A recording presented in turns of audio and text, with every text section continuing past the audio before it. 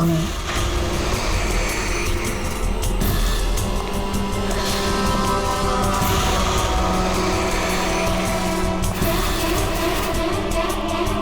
कोई है?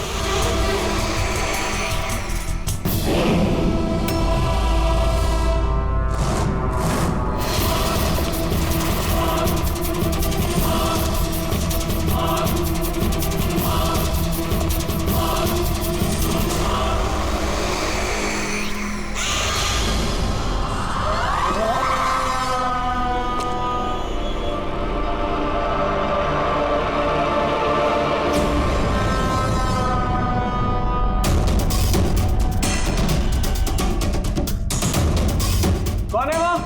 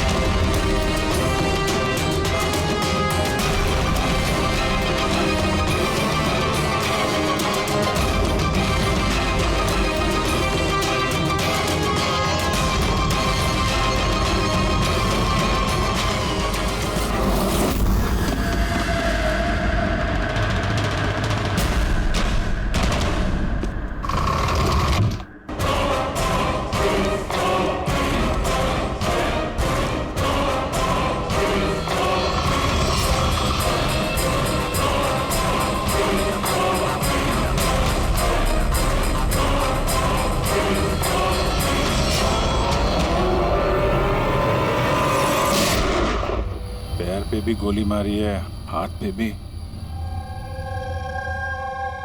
ये बॉडी सबसे पहले किसने देखी थी? सर मैंने देखी थी।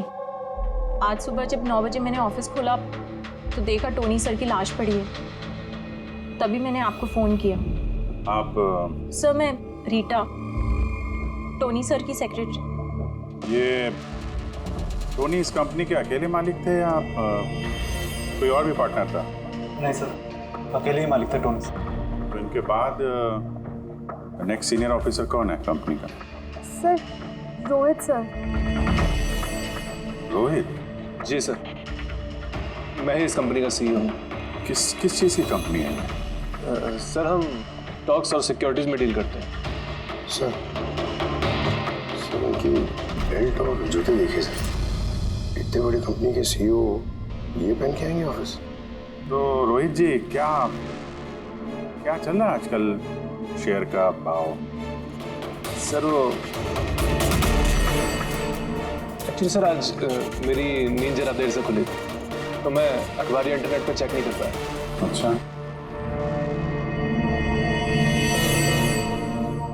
तो आपकी कंपनी का कौन सा अच्छा स्टॉक है जो बढ़िया परफॉर्म कर रहा हो? उसके बारे में कुछ बताइए। क्या नाम है उसका? सर वो याद नहीं आ रहा सर। तो आप लोग बताइए स्टॉक के बारे में। एक भी स्टॉक का नाम बताइए आप लोग।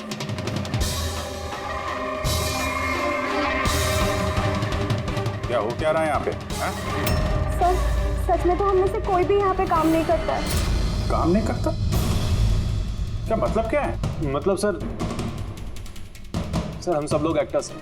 मगर ये तो फाइनेंस कंपनी है, इसका फिल्मों से क्या लेना देना? सर फाइनेंस कंपनी तो सिर्फ नाम की है, यहाँ पर सर कोई काम नहीं करता। हम एक्टर को सिर्फ इसलिए रखा है ताकि हम यहाँ काम करने की एक्टिंग कर सकें। एक्चुअली सर टोनी सर से मिलने दिन में बहुत सारे क्लाइंट्स आते थे। हमारा काम बस इतना होता था कि उन्हें दिखाना कि ऑफिस में बहुत काम हो रहा है। ये टोनी क्या काम करता था? किस चीज़ की मीटिंग होती थी यहाँ पे? सर उनकी जो भी मीटिंग्स होती थी वो उनके केबिन के अंदर होती थी। अब वो क्लाइंट्स के साथ क्या बातें करते थे वो हम में से किसी को नहीं पता सर। और कब से चल रहा है ये सब? सर पिछले 2 हफ्ते से। कमाल है, एक नकली कंपनी जहाँ पे नकली काम होता था उसके मालिक का खून हो जाता है। समझना पड़ेगा एग्जैक्टली यहाँ पे हुआ क्या था? तो यहाँ पे टोनी को पहली गोली लगी है। अगर उसे गोली यहाँ लगी है तो वहां उसे भाग जाना चाहिए था। वो तो एग्जिट है, वो वापस ऑफिस के अंदर क्यों गया? शायद खूनी इस तरफ होगा, बचने के लिए इधर भागा होगा। ये हैंडल पे भी खून है। वहां से अंदर आया और फिर वहां पे लेके गया उसको जहां पे खून हुआ। ब्लड ट्रेल इधर भी है। सर ये यहाँ देखिए, इतना सारा खून। लगता है यहाँ पे छुप के बैठा होगा बचने के लिए। और खूनी आया, उसके बाद उसको वहां ले गया जहां पे उसकी मौत हो गई। सर वो पानी का बॉटल सर, पानी लग रहा है सर। है तो पानी, बॉटल में खून।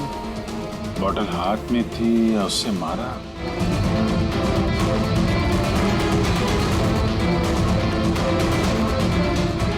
यहाँ तो खून है नहीं, खून तो वहां है, तो इसका मतलब खून यहाँ पे है तो शायद ये बॉटल यहीं होगी। यहाँ पे छुपा होगा तो बॉटल हाथ में ली होगी बचने के लिए। यहाँ वहां जाते समय गिर गई। यहाँ पे भी खून। वहां से आए तो इस पे हाथ लगा और सर हाँ, यहाँ तो ब्लड ट्रेल है।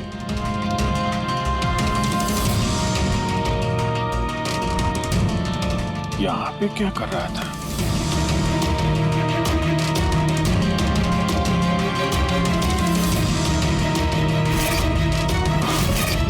यहाँ पे पंजे का निशान है, यहाँ भी खून है, यहाँ भी पंजे का निशान है। कुछ पकड़ रहा था या फिर? अरे क्या? ठीक हो? हाँ सर। गन छुपा के रखी है अंदर। क्या इसी को ढूंढने आया होगा, लेकिन इसके पहले गन तक पहुंचता खूनी पहुंच गया इसके। मगर सर ये ऑफिस में उसने गन क्यों छुपा के रखी? ऑब्वियसली उसकी जान को खतरा होगा। इतना गड़बड़ घोटाला करके रखा हुआ था यहाँ पे, एक्टर्स लोगों को हायर करके रखा था। पता नहीं कितने दुश्मन होंगे इसके। ये डायरी भी।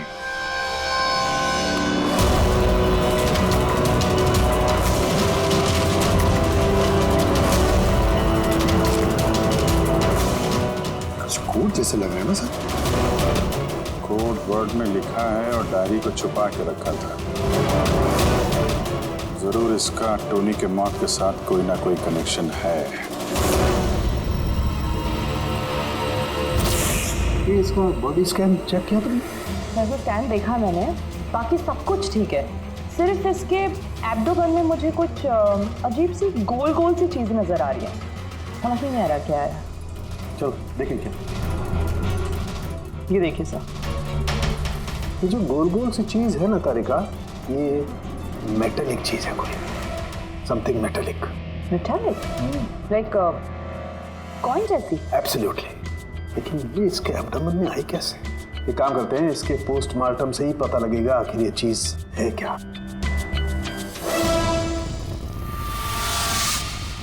यस राहुल, टोनी के पेट में से ये 5 सिक्के निकले।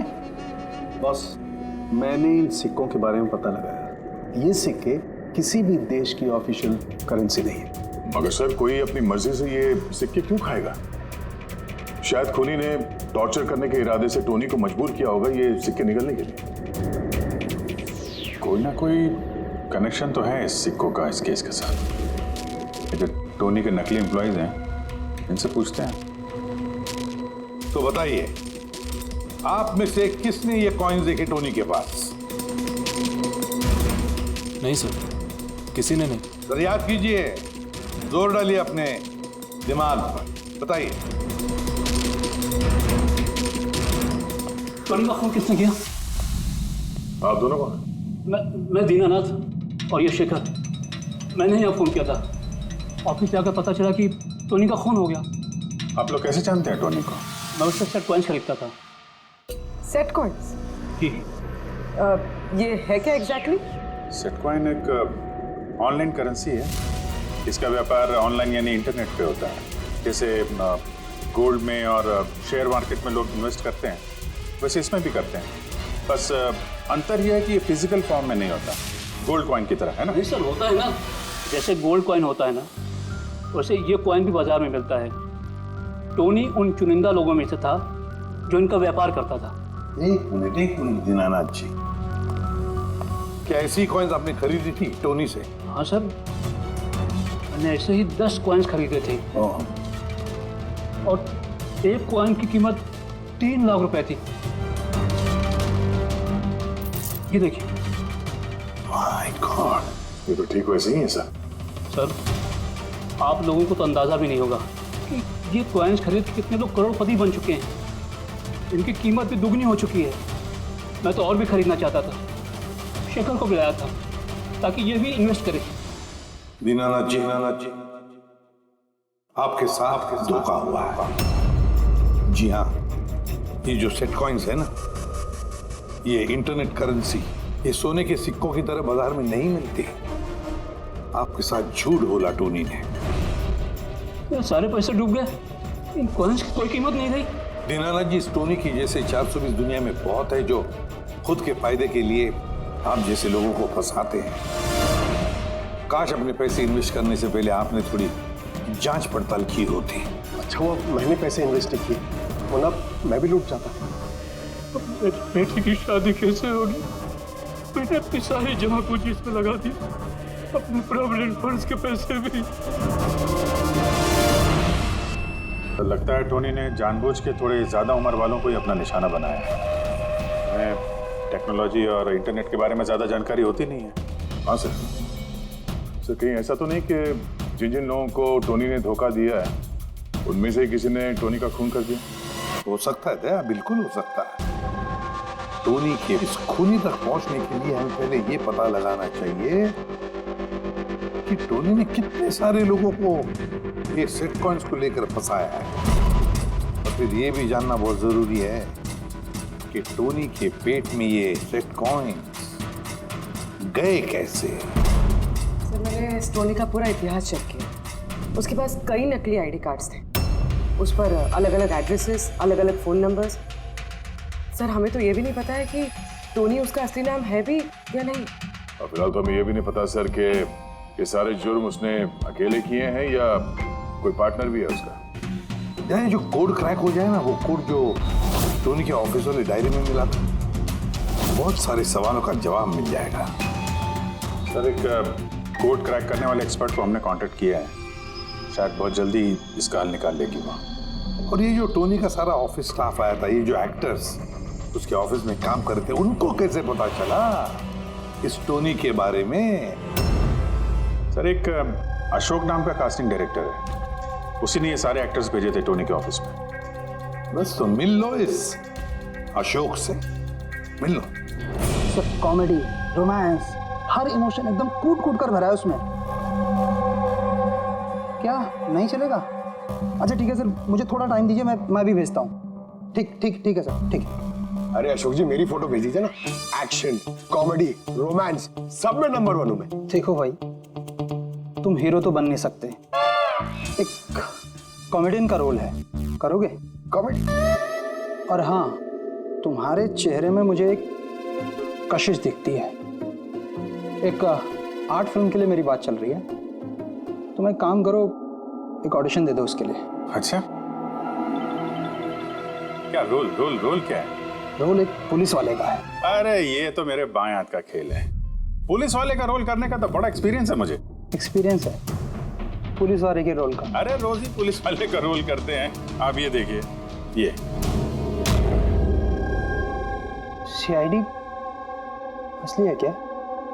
असली है। और जिस जेल में तुझे लेके जाएंगे ना, वो भी असली है। जेल? अब बजी दिमाग की घंटी। नहीं, कौन है ये? कौन है ये? हा? इसको एक्टर सप्लाई किए थे ना तूने, ऑफिस में काम करने की एक्टिंग करने के लिए, भूल गया तू? सर आपको जरूर कोई गलतफहमी हुई है। देख, सीआईडी के सामने एक्टिंग करेगा ना तो बहुत भारी पड़ेगा तुझे। यही 11 एक्टर भेजे थे ना तुमने टोनी के पास? हाँ, याद आया, भेजा था मैंने। लेकिन सर काम करने की एक्टिंग के लिए नहीं भेजे थे, बल्कि टोनी ने मुझसे ये कहा था कि वो एक शॉर्ट फिल्म बना रहा है और उसको कुछ स्ट्रगलिंग एक्टर चाहिए। जो एक्टर तूने भेजे थे ना, उसका इस्तेमाल करके उसने बहुत बड़े घपले किए हैं। सर ये बात मुझे कैसे पता चलेगी? सर पूरे 12 में से किसी भी एक्टर ने मुझे ये बात नहीं बताई सर। 12? सर उसकी ऑफिस में तो 11 लोग थे, ये 12वां कहां से आ गया? अच्छा, वो जो एक्टर भेजे थे उनकी लिस्ट दिखाना जरा। जी सर।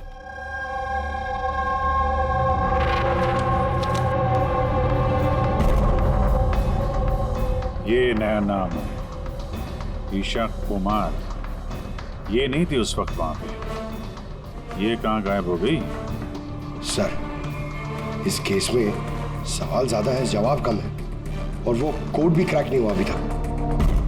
सर रीना जी, आपने हमें यहाँ टोनी के घर पे क्यों बुलाया? और वो उन कोड्स का हल निकाल पाई या नहीं? काफी टेढ़ा कोड है सर, बिना साइफर के हल निकाल पाना नामुमकिन है। साइफर? ये साइफर क्या होता है? साइफर कोई ऐसी किताब या डायरी होती है जिनके अंदर इन खुफिया कोड्स का राज छुपा होता है। फ्रेडी, जैसे अंडरवर्ल्ड की दुनिया में ये चीजों के नाम को कोड्स में इस्तेमाल करते हैं, जैसे गन है उसे घोड़ा कहते हैं, और कौवा मतलब मोबाइल।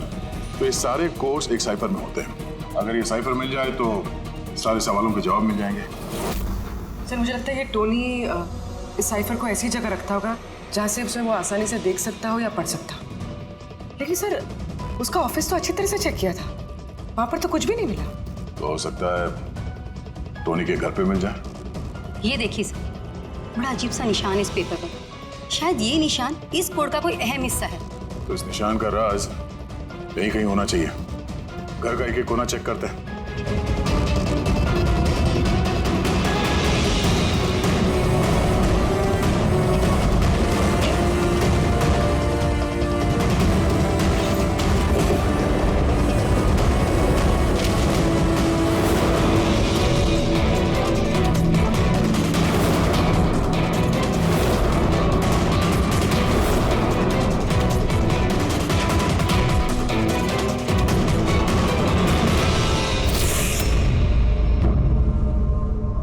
रीना जी, ये देखिए,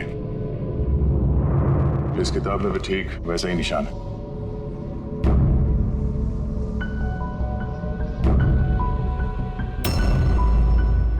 सर यही तो साइफर है।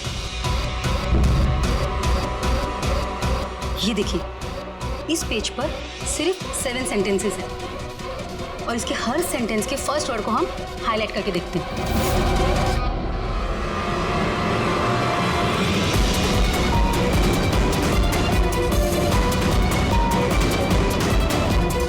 ये सीजर का क्या होता है? जूलियस सीजर का नाम तो सुना होगा ना? हाँ। लगता है उसके जमाने का कोई पुराना कोड है। तो यहाँ ये सीजर के आगे जी भी तो है। यही तो मालूम करना है कि कौन से सीजर साइफर का इस्तेमाल हुआ है। मान लो ए अगर जी है और बी अगर एच है तो A to Z कुछ इस तरह दिखेगा। ये देखिए,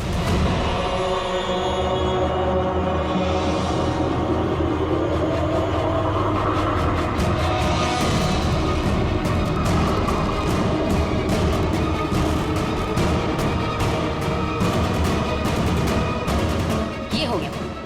अब हम इसे फॉलो करके देखते हैं कि हमारा कोड का मतलब क्या है। और हमारा पहला कोड है SUNGTQASGX-10। अब हम इसे मैच करके देखते हैं। SMU MONHAN।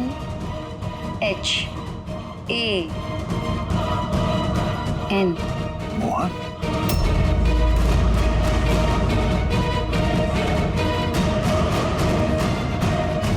आपके पहले कोड का मतलब है मोहन कुमार 10।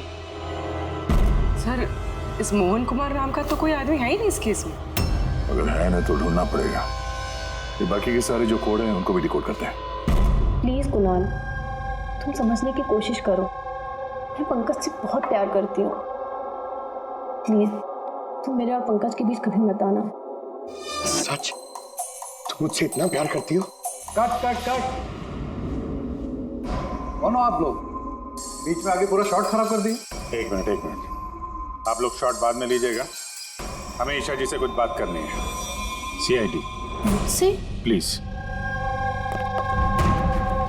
चलिए आप लोग प्लीज। ये फोटोग्राफ देखिए। टोनी, इसे पहचानती हैं आप? इसका खून हो गया। क्या? मगर कैसे? ज्यादा ओवर एक्टिंग करने की जरूरत नहीं है, कैमरा ऑफ है। तुम बताओ कैसे खून हुआ इसका? मैं कैसे बता सकती हूँ आपको इसका खून कैसे हुआ? जिस वक्त इसका खून हुआ सारे नकली एम्प्लॉय उसके ऑफिस में थे, सिवाय तुम्हारे। कहाँ थी तुम? नकली एम्प्लॉय? कौन से नकली एम्प्लॉय? सर ये आप लोग क्या बात कर रहे हैं? मुझे तो कुछ समझ में नहीं आ रहा।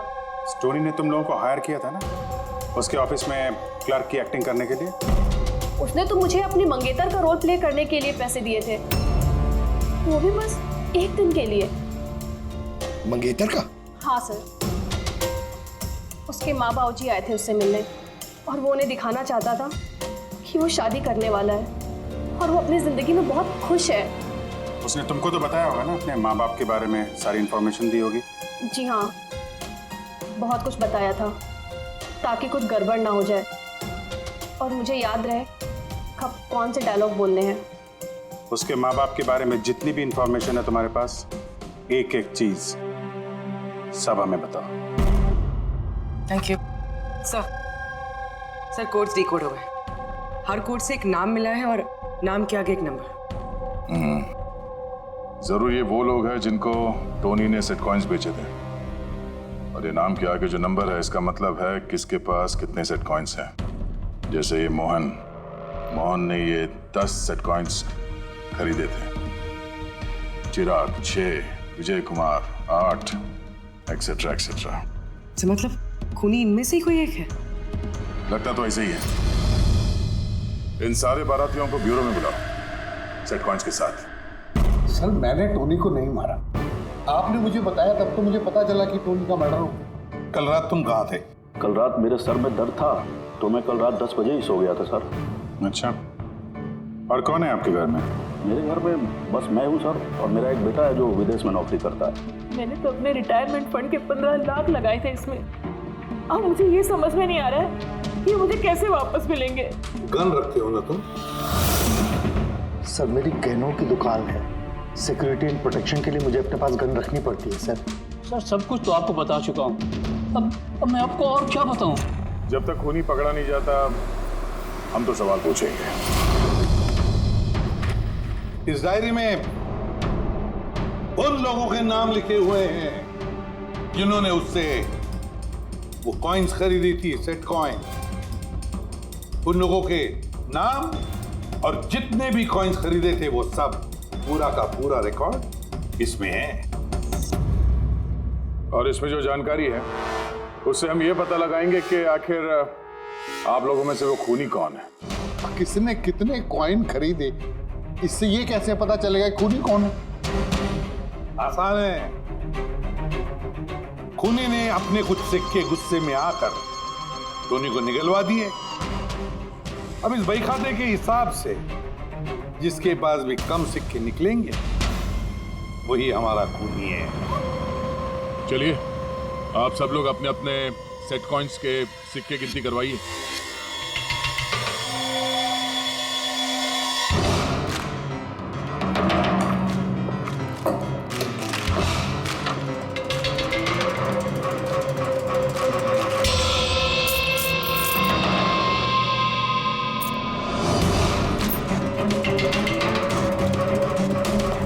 सर सारे के सारे कॉइन्स हैं, एक भी कम नहीं। कोई भी कम नहीं? ये कैसे हो सकता है? अब तो यकीन हो गया ना आप लोग को कि हम निर्दोष हैं। अब ये क्या कहानी है सर? अगर ये सारे निर्दोष हैं तो फिर गुनहगार कौन है? ये तो अब टोनी के माता पिता ही बताएंगे। नहीं, ये नहीं हो सकता। हमारा बेटा नहीं मर सकता सर। आपको जरूर कोई गलतफहमी हुई है। हमारा बेटा तो अपने ईमान का इतना पक्का था कि वो किसी का 1 रुपया भी ना ले, और आप कह रहे हो उसने लोगों को ठगाया। मैं जानता हूं ये किसी भी माँ बाप के लिए सुनना आसान नहीं है, पर क्या टोनी की किसी के साथ कोई दुश्मनी थी? हाल फिलहाल में कोई लड़ाई झगड़ा हुआ हो? कैसा झगड़ा सर? वो तो इतना बिजी रहता था कि उसे हमसे मिलने का भी समय नहीं होता था। 3-3, 4-4 महीने बाद घर आता था वो। मिलने नहीं आता था? मतलब कि उसने कई जगह पर अपने ऑफिस खोल रखी थी। कहाँ और कहाँ पे ऑफिस था इसका? दिल्ली, पुणे। जिस शहर में ये टोनी रहा है, कुछ ना कुछ घपला तो जरूर किया होगा उसने। कुंडली निकालो इसके पिछली जिंदगी की। सर, हाँ सर, दिल्ली और पुणे के police officers video conference call पे। गुड।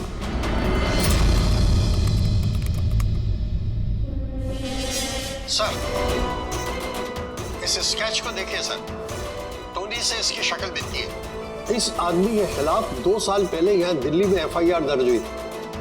कई लोगों के साथ में चिट फंड में इसने घोटाला किया था, लेकिन सर इसका नाम टोनी नहीं बल्कि अमर है। सर, यहाँ पर उसका नाम प्रशांत था।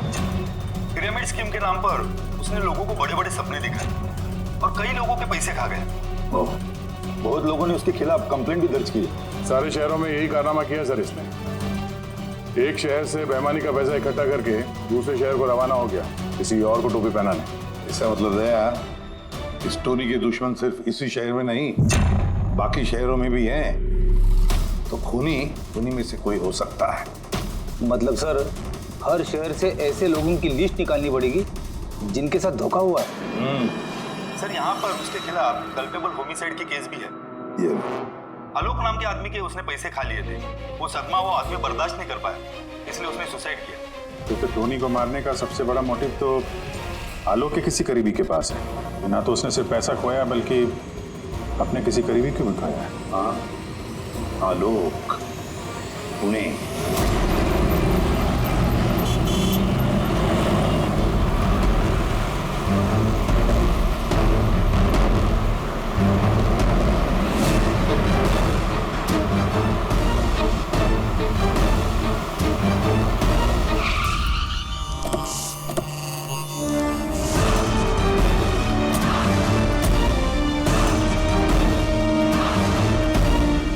लगता है आलोक की बीवी सरिता घर पे नहीं है सर। हाँ गया, आज सुबह से नहीं है। आज का पेपर और दूध। पंकज सर, जाके जरा पड़ोसियों से पूछताछ करो। Excuse me. जी, मैं ऑफिसर पंकज हूँ, CID मुंबई से। हेलो सर, मैं पूनम। हेलो, ये सरिता यहाँ रहती हैं? ये हाँ, कहीं हाँ। गई हुई है बाहर, आपको पता है? वो तो नहीं पता। क्यों, कोई प्रॉब्लम हो गई है? इनके घर की कोई एक्स्ट्रा चाबी होगी आपके पास? सर, हाँ, ये पूनम जी हैं, सरिता की नेबर।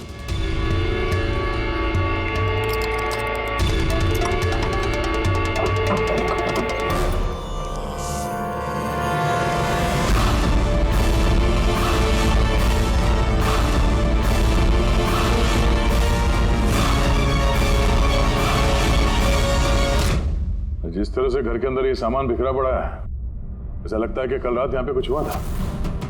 हुआ तो था जरूर दया, कुछ न कुछ तो हुआ था।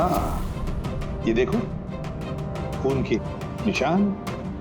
ऐसे लग रहा है जैसे किसी को घसीट के यहाँ से ले जाया गया। सर, कहीं किसी ने सरिता का किडनैप तो नहीं कर लिया? पूनम, हाँ सर। सरिता को आखिरी बार कब देखा था तुमने? सर, रात के 2 बजे, जब मैं नाइट शिफ्ट से घर वापस आई। उस वक्त शायद सरिता जाग ही रही थी क्योंकि यहाँ पे टीवी चल रहा था। उसके घर के आसपास किसी को देखा, कोई आया हो उनसे मिलने के लिए? कुछ और तो नहीं, पर हाँ एक वाइट कलर की वैन थी जो घर के बाहर खड़ी थी, पर सुबह वो वहाँ नहीं थी। तो उस वैन को पहले भी कभी देखा था यहाँ आसपास? नहीं, कभी नहीं। अच्छा, उसका नंबर याद है, नोट किया था? नंबर तो नहीं नोट किया, मैंने ध्यान नहीं दिया। अच्छा, तुमने कुछ शोर शराबा या झगड़ा वगैरह सुना उस वक्त? हाँ, आवाजें तो आ रही थी जोर जोर से, पर मुझे लगा कि शायद सरिता जाग रही है, टीवी देख रही है, तो मैंने उतना ध्यान नहीं दिया। अच्छा पूनम, ये जो तुमने लड़ाई झगड़े की आवाजें सुनी, कितने बजे थे? यही करीब 3 बज रहे होंगे। 3 बजे? तो सरिता का किडनैपिंग 3 बजे हुआ था। तो डेफिनेटली ये सरिता का किडनैपिंग और टोनी का मर्डर, इन दोनों का आपस में कोई ना कोई कनेक्शन है सर। 100% दया, कनेक्शन 100% है, पर इससे पहले कि सरिता को कुछ हो जाए उसे हमें बचाना होगा। और पंकज सर, ये व्हाइट वैन, सफेद वैन जो पूनम ने अभी अभी बताया, उस वैन की पूरी इंफॉर्मेशन चाहिए हमें, पूरी की पूरी इंफॉर्मेशन।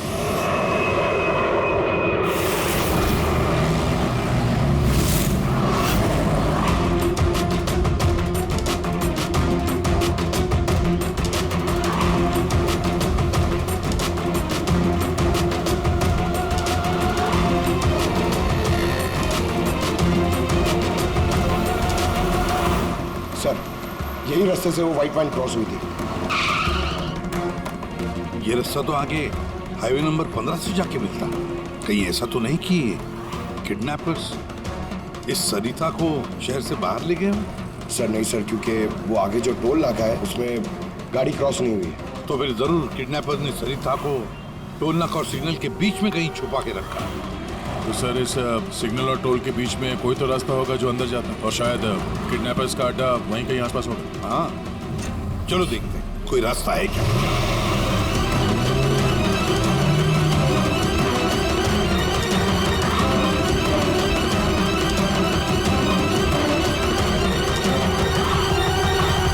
सर, ये एक रास्ता है जो अंदर जाता है। चलो देखते हैं।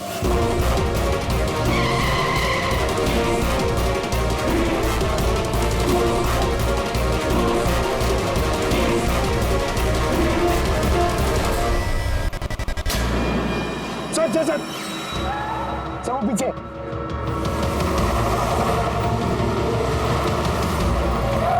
ये देखिए सर।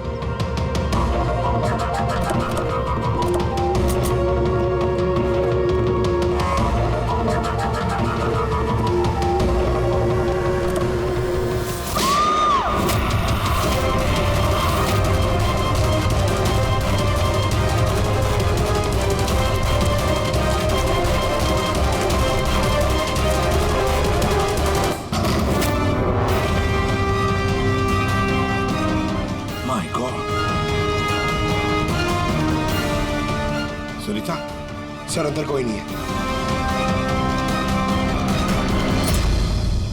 तुम ठीक हो? सर लगता है खूनी गाड़ी लेके बाहर। मैं देखता हूँ सर।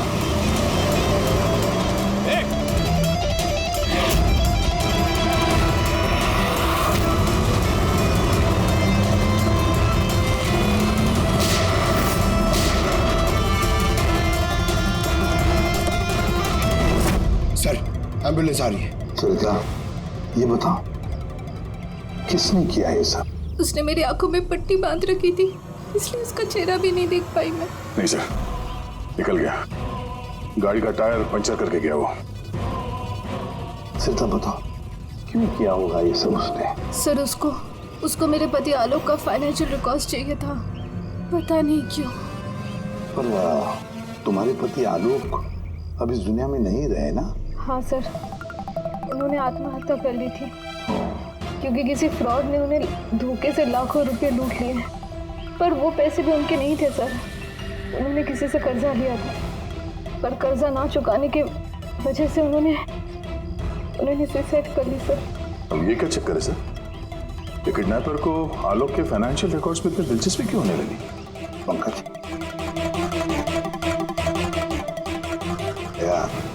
इस किडनैपर को दिलचस्पी इसलिए कि मुझे तो लगता है कि ये किडनैपर, ये खूनी भी वही है जिसने आलोक को पैसे दिए थे। और जैसे उसे पता चला कि आलोक इस दुनिया में नहीं रहा तो प्रॉब्लम आया, पैसे वसूल किससे करे। उसे पता चला कि आलोक का सारा पैसा टोनी के पास है, तो उसने टोनी को खत्म कर दिया। और फिर खुद पर इल्जाम ना आए, सारे सबूत मिटाने के लिए उसने सरिता को फोन किया और उसे पूछा कि आलोक का सारा फाइनेंशियल रिकॉर्ड कहां पर है। कौन हो सकता है ये? सरिता सर, एक काम कर सकती हो? हाँ सर। आलोक की फाइनेंशियल रिकॉर्ड्स हमें दे सकती हो? माय गॉड,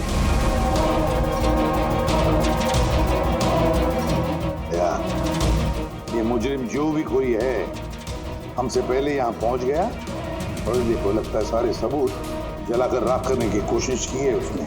बस सर उस कंप्यूटर के साथ कुछ करना दिया हो जिसमें आलोक के फाइनेंशियल रिकॉर्ड्स हैं। तो फिर देखो जरा कोई कंप्यूटर या लैपटॉप वगैरह मिलता है क्या? सर, हाँ लैपटॉप मिल गया। वंडरफुल। सर, आलोक फाइनेंशियल फाइल। गुड। अब इसकी फाइल ओपन करने की कोशिश करो, जरूर उसमें उसके कर्जदारों की लिस्ट मिलेगी हमें। खुल गया सर। इससे तो कई सारे लोगों से कर्जा लिया है सर, और सबसे ज्यादा कर्जा लिया है इस शेखर ने। शेखर? कहीं वही शेखर तो नहीं जो दीनानाथ के साथ हमसे मिलने आया था? मैं दीनानाथ, ये शेखर। हाँ सर वही है। तो दया, इस शेखर का पिंजरे में जाने का वक्त आ गया। वो सफेद वैन तो मिल गई सर, पर शेखर का अभी तक कुछ पता नहीं चल पाया। सर, शेखर भले ही खून करके भाग गया हो लेकिन ज्यादा दूर नहीं जा पाएगा। फिर भी कुछ ना कुछ तो गड़बड़ जरूर है इस केस में, पता नहीं क्यों लेकिन सही नहीं लग रहा है मुझे। क्या हुआ सर, आपको कुछ और लग रहा है क्या? अब जिस तरह सोचो, ये सरिता का किडनैप होना, उसके बाद में हमें बड़े आसानी से वो सफेद वैन मिलना लावारिस पड़ी हुई, उसके बाद में आलोक की फाइनेंशियल रिकॉर्ड जिसमें शेखर का भी नाम है, वो भी बड़े आसानी से मिले हमें। हाँ सर, वो फाइनेंशियल रिकॉर्ड लैपटॉप के डेस्कटॉप पे ही था। यही तो मैं कह रहा हूँ दया, गड़बड़ है। हालांकि ये ऐसे फाइनेंशियल रिकॉर्ड्स अलग से फोल्डर में होने चाहिए, पासवर्ड प्रोटेक्टेड होने चाहिए ना। सर, लेकिन अगर हमें वो सुराग मिल रहे तो ये तो अच्छी बात है ना। नहीं पंकज, हमें सुराग मिल नहीं रहे हैं, सुराग हमें दिए जा रहे हैं एक के बाद एक, एक के बाद एक। इसीलिए तो मैं कह रहा हूँ ना, गड़बड़ है, कुछ ना कुछ तो गड़बड़ जरूर है। हमें गुमराह करने की कोशिश हो रही है। टोनी के बारे में आपको जो कुछ भी याद है जरा डिटेल में बताइए। बात करने में, लोगों को बड़े से बड़े सपने दिखाने में बहुत अच्छा था ये टोनी।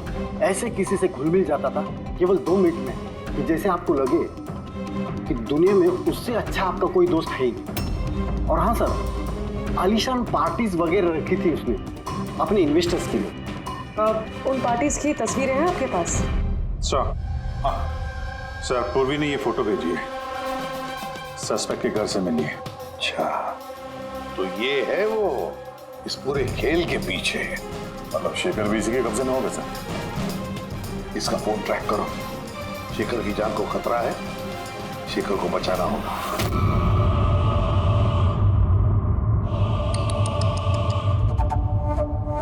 अब तो तुम्हें भगवान भी नहीं बचा सकता शेखर।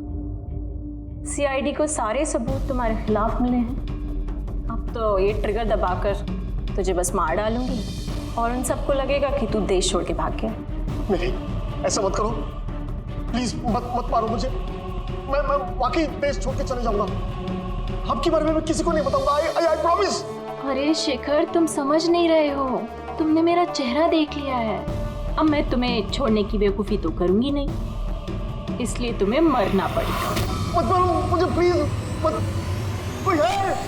प्लीज बचाओ मुझे, बचाओ मुझे, कोई है? मुझे मार के खाया। बचाओ।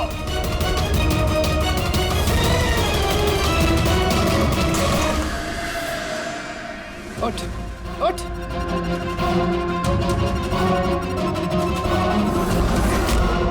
सर, मैं रीटा, टोनी सर की सेक्रेटरी। तुम्हारा चेहरा तो हमने भी देख लिया था मिस रीटा। मैंने तो कोई सबूत, कोई गवाह कुछ नहीं छोड़ा था। तो कैसे पता चला? इस फोटो के जरिए। तुमने हमसे कहा था कि तुम टोनी को पिछले 2 हफ्ते से जानती हो, तो फिर 2 साल पुराने इस फोटो में तुम क्या कर रही हो? ये बहुत कुछ कह गया। अब बताओ, तुमने अपने बॉस टोनी को क्यों मारा? टोनी मेरा बॉस नहीं था, मैं टोनी की बॉस थी। लेकिन तुम तो उसकी सेक्रेटरी बन के घूम रही थी, वो क्या था? वो सिर्फ और सिर्फ एक नाटक था, दुनिया को दिखाने के लिए। असल में सारा दिमाग मेरा था इसमें। टोनी को तो मैंने सिर्फ आगे रखा था ताकि कभी कानून हम तक पहुंचे तो टोनी पकड़ा जाए। तो फिर टोनी का फोन करके अपने पैर पे कुल्हाड़ी क्यों मार ली? क्योंकि जब चींटी के पर निकल आते हैं तो उसके पंख काटने पड़ते हैं, और टोनी बहुत ही ज्यादा हवा में उड़ने लगा था, बहुत ही लापरवाह और ओवर कॉन्फिडेंट हो गया था। उसने दीनानाथ के साथ सेल्फी खींच के सोशल मीडिया पे डाल दी वो फोटो। तो तुम्हें डर लगा कि अगर वो फोटो सोशल मीडिया में चला गया तो जिन जिन शहरों में उसने 420 की है वहां कोई ना कोई उसे पहचान लेगा। हाँ। और उसके पेट में जो सिक्के थे वो सिक्के मैंने ही उसे निकलवाए थे ताकि आप लोगों को लगे कि खून किसी ऐसे आदमी ने किया है जिसके साथ टोनी ने बेईमानी की है। और इसलिए तुमने सारे सबूत शेखर के खिलाफ कर दिए ताकि हम उसे अपराधी समझें। न जाने कितनी जिंदगियों के साथ खेला है तुमने। देश भर में न सिर्फ लोगों के पैसे चुराए बल्कि उनकी खुशियां, सपने सब छीन लिए। कड़ी से कड़ी सजा मिलेगी तुम्हें इस जुर्म के लिए।